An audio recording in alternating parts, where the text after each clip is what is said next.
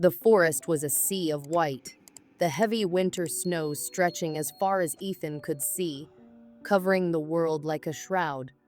The usual sounds of the woods, the rustle of pine needles, the soft chirping of winter birds were eerily absent, muffled by the thick blanket of snow. Every time he took a breath, it escaped in visible puffs that quickly disappeared into the frigid air. Ethan, a seasoned woodsman, had endured more winters than he could count, each one feeling like a test of his endurance and skill. But this winter was different.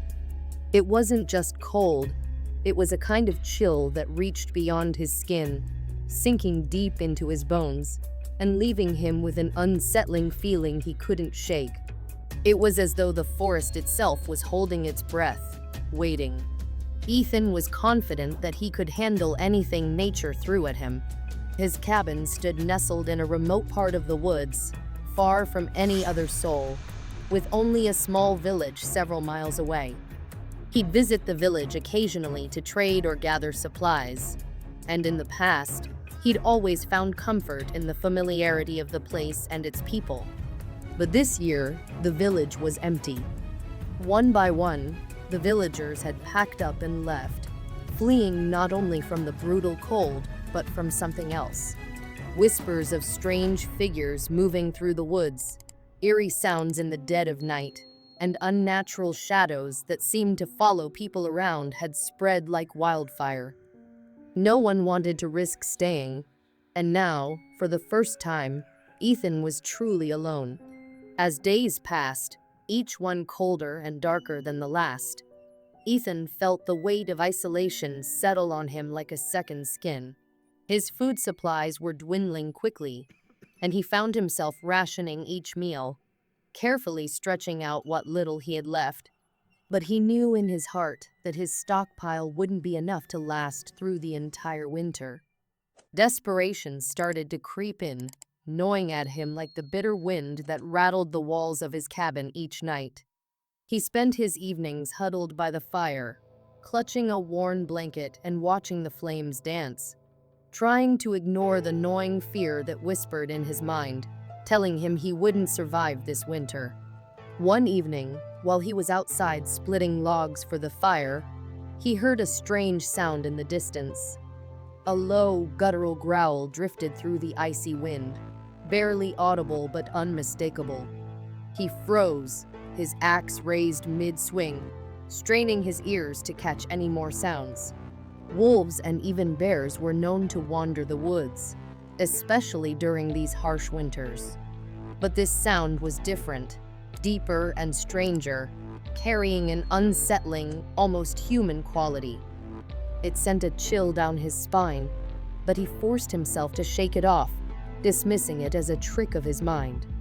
He'd been alone too long, after all, and isolation could do strange things to a person. But then, he heard it again.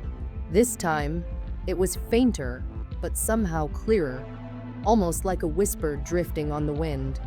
And it was saying his name, Ethan. The single word echoed in his ears, sending a shiver down his spine. Memories of old stories flashed through his mind, dark tales his father had shared around their own fireplace when he was just a boy. Stories of the Wendigo, a malevolent spirit born from greed and hunger that roamed the winter woods, preying on those who were lost, alone, or desperate. According to the tales, the Wendigo was a creature of endless hunger, a twisted figure that was both human and beast, and it was always searching for its next meal.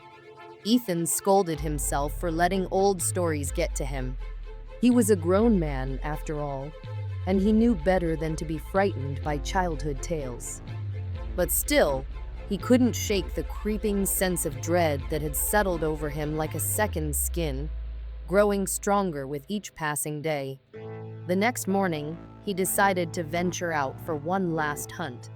He knew he needed more food if he was going to survive, and with his supplies running so low, he didn't have much of a choice.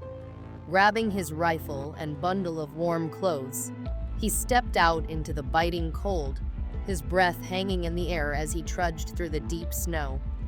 The forest was eerily silent as he moved, each step crunching loudly against the frozen ground. After hours of searching without any sign of prey, he was about to turn back, defeated, when he stumbled upon something unexpected. There, hidden deep within the trees, was an old, abandoned cabin. It looked ancient, as if it had been left to rot for decades. The walls sagged under the weight of the snow, and the roof was patched in places with whatever scraps had been available. Curiosity and desperation drove him to approach it. He pushed open the creaking door, half expecting the structure to collapse around him. Inside, he found what he never thought he'd see: shelves filled with food. Bags of dried meat, jars of preserved vegetables, sacks of flour and grain, all neatly arranged as though someone had just stocked up for the winter. Relief flooded through him, filling him with a warmth he hadn't felt in weeks. This was enough to get him through the rest of the winter, maybe even longer. He couldn't believe his luck, but as he looked around, a strange feeling crept over him. Why would anyone abandon such a treasure trove of supplies? The longer he stayed in the cabin, the heavier the air seemed to grow, as if something unseen was watching him from the shadows. Shaking off the unease, he gathered as much as he could carry and left. But as he made his way back to his own cabin, that familiar whisper returned, louder this time and more insistent. "Ethan." He stopped, heart pounding, his breath freezing in the cold air. The voice was clearer now, almost as if it was coming from the wind itself, whispering his name with a chilling familiarity. He quickened his pace, the snow crunching underfoot as he hurried back to his cabin. Once inside, he bolted the door and threw a fresh log on the fire, hoping the warmth would drive away the eerie feeling that clung to him like a shadow. That night, he was plagued by nightmares of the Wendigo. In his dreams, the creature loomed tall and skeletal, its skin stretched tight over a gaunt frame, its eyes glowing with a sickly hunger. Its voice was low and chilling, whispering promises of survival, if only he'd take what he needed, no, everything he could find. It urged him to return to the abandoned cabin and empty it, to take all that food and leave nothing behind. In the depths of winter, the Wendigo whispered, it was every man for himself. Ethan woke with a jolt, covered in sweat despite the freezing temperature in his cabin. His heart was racing as he sat up, his eyes scanning the darkened room, as if he expected the Wendigo to step out of the shadows at any moment. The fire had burned low, casting flickering shadows across the walls, and outside, the wind howled, carrying with it the faint echo of that sinister whisper. Ethan. As the days passed, each one seemed to blur into the next. The strange whisper grew louder and more frequent, like an unwelcome visitor that refused to leave. It became a constant presence in his mind, filling his thoughts with a dark urgency. Strange things began happening around his cabin, too. Large footprints appeared in the snow, far too big for any animal he knew. Shadows lingered at the edge of the trees, slipping away whenever he tried to get a closer look. Even the cold seemed to intensify, settling deep in his bones in a way that no amount of fire could chase away. One night, as he sat by the fire, the whisper came again, louder than ever. "Ethan," it called, drawing out his name in a raspy, almost mocking tone. His hands trembled as he gripped the edge of his chair, staring into the flames as though they could protect him. But the whisper didn't stop, it grew louder and more insistent, filling his cabin with an unnatural presence that seemed to seep into the very walls. Driven by desperation and fear, Ethan finally decided to go back to the abandoned cabin. He told himself he needed more food, but deep down, he knew it was the whisper calling him, pulling him back. He trudged through the snow in a daze, his mind clouded by a dark compulsion that he couldn't understand. When he arrived, the cabin looked even more sinister than before, the shadows inside seeming to stretch and twist as if they were alive. As he stepped inside, he felt a presence settle over him, heavy and cold. The whisper came again, louder than ever, echoing through the empty cabin. Ethan. In that moment, he realized with a sickening certainty that he was not alone, that the Wendigo was real, and it had been waiting for him all along, drawing him deeper into its trap. He stumbled back, but it was too late. The shadows closed in around him, and the whisper became a roar, filling his mind with darkness and hunger, swallowing him whole. It was one of those nights when the cold seemed to seep through the walls. Ethan lay on his cot, bundled in every spare blanket he could find, trying to drift off to sleep. Outside, the wind howled, and the bare trees swayed like dark, skeletal fingers reaching into the sky. The cabin was miles from anyone, deep in the wilderness, surrounded by thick, snow-covered woods. Winter had always been brutal, but out here, it was unforgiving, and the silence was absolute. Just as he was beginning to doze, a sound broke through the stillness, a faint scratching at the door. Ethan's eyes snapped open. At first, he thought it was just the wind rattling the wood, but as he listened, the scratching became more insistent, like claws scrabbling against the frozen door. He held his breath, hoping it would stop, but the sound only grew louder, more frantic. His heart pounded, each beat thudding in his ears. Reaching under his cot, he grabbed his axe, its handle cold and reassuring in his hands. Slowly, he crept toward the door, straining to hear over the scratching, which was now relentless. Then, just as suddenly as it had started, the noise stopped. Silence fell, thick and heavy. Ethan's hand shook as he reached for the doorknob. Taking a deep breath to steady himself, he yanked the door open. Snow glistened under the pale moonlight, untouched and pristine. The woods were empty, silent. Nothing stirred. Only the soft echo of his own breathing filled the space around him. Then, out of the corner of his eye, he saw something. A figure stood at the edge of the trees, tall and impossibly thin, like a shadow come to life. It was barely visible, but its eyes glowed, burning like embers in the darkness. Ethan felt his breath catch in his throat. This wasn't just some animal, it was something far more sinister. He knew the legends. The Wendigo. For a moment, he could only stare, rooted to the spot. He'd heard stories of the Wendigo from old hunters, tales whispered by the fire to frighten newcomers. They described it as a creature of endless hunger, a spirit twisted by starvation and greed, cursed to roam the frozen forests forever in search of flesh. But those were just stories, he'd told himself. Ghost tales to pass the long nights. Now, staring into those burning eyes, he knew it was real, and it had found him. The creature didn't move, but he could feel it watching him, studying him. Its presence was oppressive, like a cold hand pressing down on his chest. Ethan felt an odd, gnawing hunger tugging at him, a deep, empty ache that wasn't his own. It was as if the creature's hunger was seeping into him, wrapping around his mind, clawing its way into his very soul.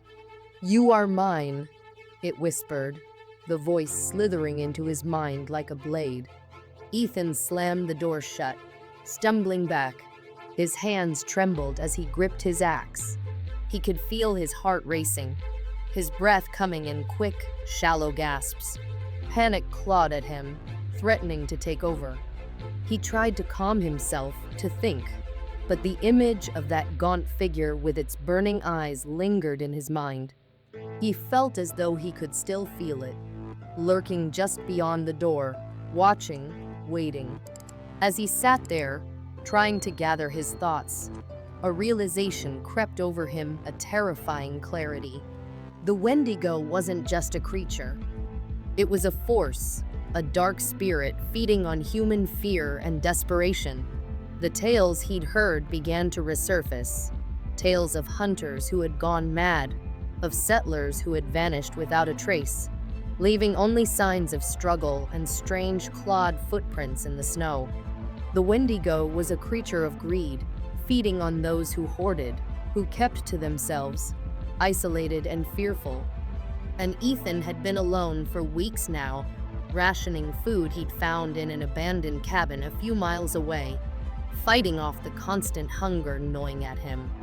Each bite he took, he'd felt the weight of guilt, the knowledge that he was surviving off another's supplies. But in the wilderness, it was survival, wasn't it? Now, he wondered if that need to survive had drawn the Wendigo here. Determined not to give in to the fear, he took a deep breath. If he stayed here, hiding in this cabin, clutching his stolen food, he'd be playing right into the Wendigo's hands. He knew what he had to do.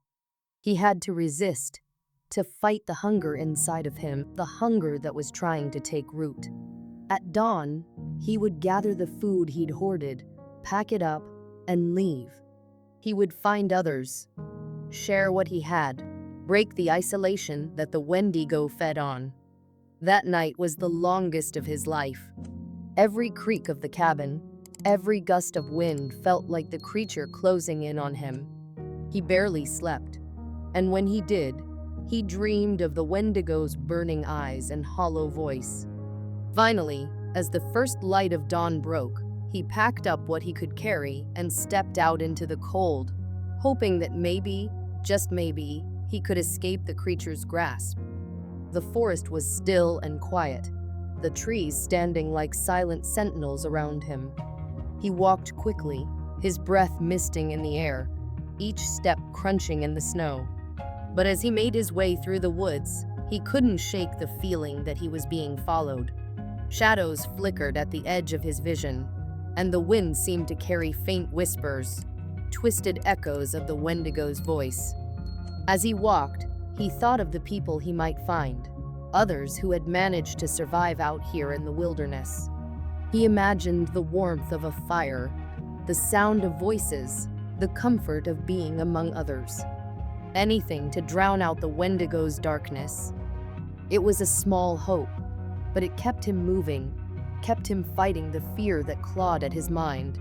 After hours of trudging through the snow, his legs burning from the effort, he finally caught sight of a small, weathered cabin, smoke drifting lazily from its chimney. Relief washed over him as he hurried to the door, knocking urgently. A moment later, an elderly man opened the door, his eyes wary but kind. Ethan explained his situation, sharing what little food he had left. The man nodded, inviting him inside. As they shared a quiet meal, Ethan felt the weight of the Wendigo's presence begin to lift, like a dark cloud breaking under the light. The warmth of companionship, the simple act of sharing, seemed to push back the cold that had settled in his bones. For the first time in days, he felt a glimmer of hope. But he knew, deep down, that the Wendigo would never truly be gone. It was a part of the wilderness, a dark spirit lurking in the shadows, waiting for the next soul lost to isolation and greed. Its hunger was endless, its desire for those who hoarded, who gave in to fear and despair. He realized that the Wendigo wasn't just a creature, it was a warning, a reminder of what people could become if they allowed desperation to consume them. The Wendigo is a figure from the folklore of the Algonquian-speaking indigenous peoples of Canada and the northern United States. It represents the harsh reality of winter, starvation, and the depths of human despair. Often described as skeletal and emaciated, with glowing eyes and a relentless hunger for flesh. The Wendigo appears during the bitter cold of winter, preying on those who fall into isolation and greed. In times of famine, when food was scarce and survival uncertain, the Wendigo legend served as a stark warning. Anyone who turned to cannibalism, driven by starvation, was said to become a Wendigo, cursed with an insatiable hunger that could never be satisfied. This myth reminded people to avoid selfishness, to stay connected, even in times of hardship. It warned against the dangers of letting desperation lead one astray, away from humanity and compassion. In modern times, the Wendigo legend has seeped into popular media, appearing in films, TV shows, and video games. From Stephen King's Pet Sematary to episodes of Supernatural, the Wendigo represents humanity's darkest impulses, the endless hunger for more, no matter the cost. It serves as a chilling reminder that, under the right circumstances, even the strongest among us can fall victim to our darkest instincts. The Wendigo teaches us that the real monsters are sometimes the ones lurking inside our own hearts. As Ethan left the cabin and rejoined society, he knew the Wendigo was still out there, a shadow in the forest, waiting for the next lost soul. But he also knew that, as long as he held on to his humanity, as long as he resisted the urge to hoard and isolate himself, he could keep the creature at bay. Sometimes, the battle isn't against an outside force, but against the darkness within. Thank you for watching. If you enjoyed this story, please like, share, and subscribe for more chilling tales.